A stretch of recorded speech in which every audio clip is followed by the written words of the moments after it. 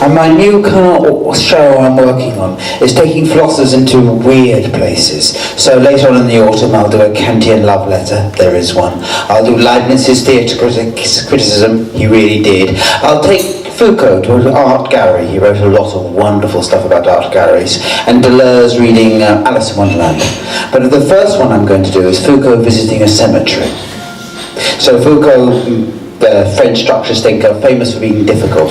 But one of the great things about Foucault, who is also wonderful at being accessible and easy.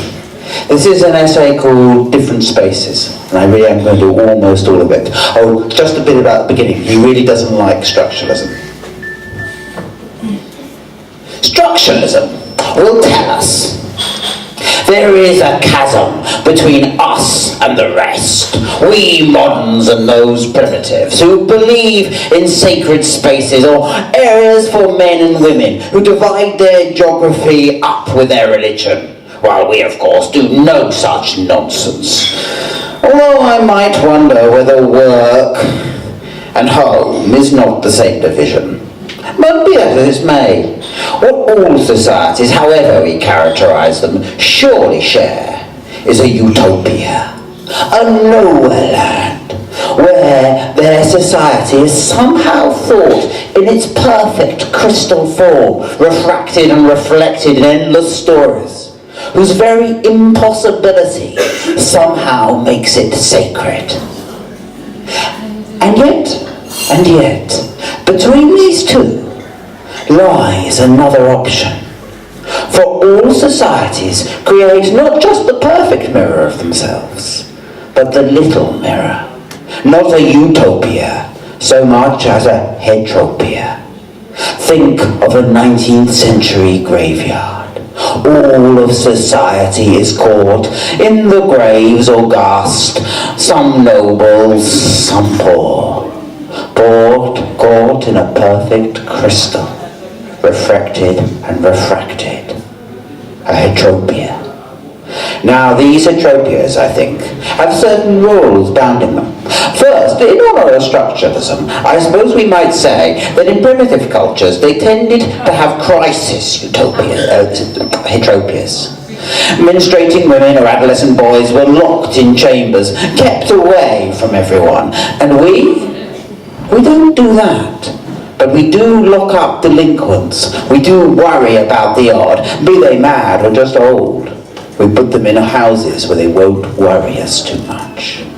This then is a hetropia, an old people's home, and all of life is there. Second, hetropias evolve over time. So a graveyard is still a graveyard, but the 19th century graveyard, which was all in the church, where bones were piled any old how, where nobody cared to have a distinct grave, where everybody had a faith that in the coming order, in the second coming, they would be born again and their bones did not matter. But come the 19th century, when that faith started to be questioned, when people were piled any old how in cities, everyone started to fight for their right to have their own little graveyard. Hetropias then change and evolve through time, but something more exciting about them.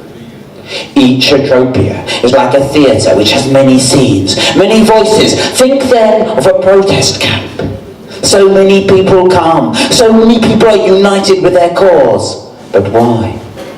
Doesn't the cause hide 1,000 biographies? Some who come for political reasons, but many who come for personal therapy.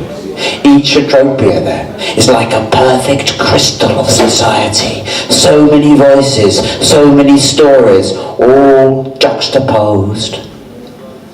4. Every hetropia imposes its own time. A time quite different. One might say, go into a graveyard, you must die and enter eternity. But far more exciting, think about a festival.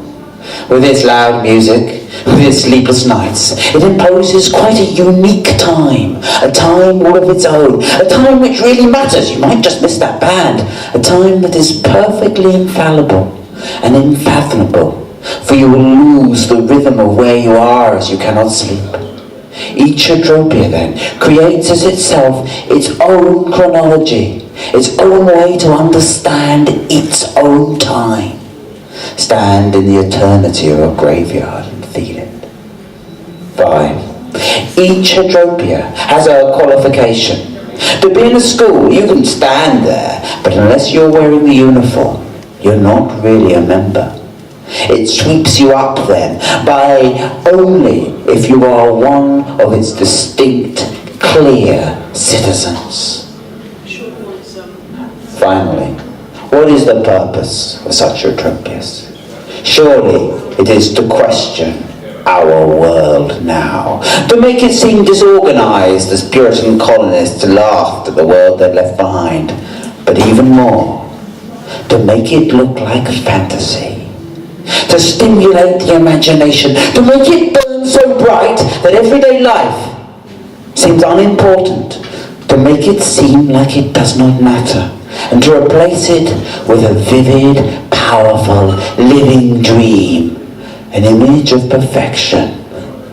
Think of the fascination of pirate tales. And what is a pirate ship upon an ocean but an ordered space? A mirror of society, a mirror that challenges our reality, a mirror that makes us think afresh and feel anew.